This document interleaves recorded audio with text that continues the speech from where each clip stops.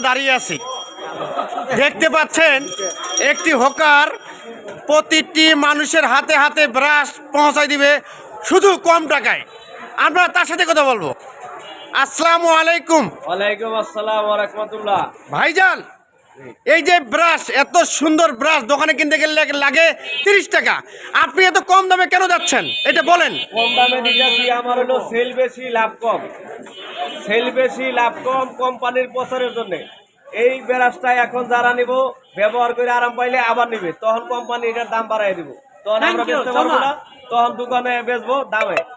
এখন এই ব্রাশগুলি খুব কম দামে দিতেছি গেলে মানুষের প্রচারের জন্য, আমাদের কোনো লাভ তেমন নাই, সীমিত লাভ। চাপানের পয়সার বিনিময়ে আমরা ব্রাশগুলি বেচতেছি। দুইটা ব্রাশ মাত্র 30 টাকা। পুরান ব্রাশগুলি ফালাইয়া দেন, নতুন ব্রাশ নেন, মাত্র 30 টাকা দুইটা ব্রাশ। সবাই পুরান ব্রাশ ঘরেতে ফালাইয়া দেন, নতুন ব্রাশ নেন। ধন্যবাদ সেই ভাইকে, সুন্দর মূল্যবান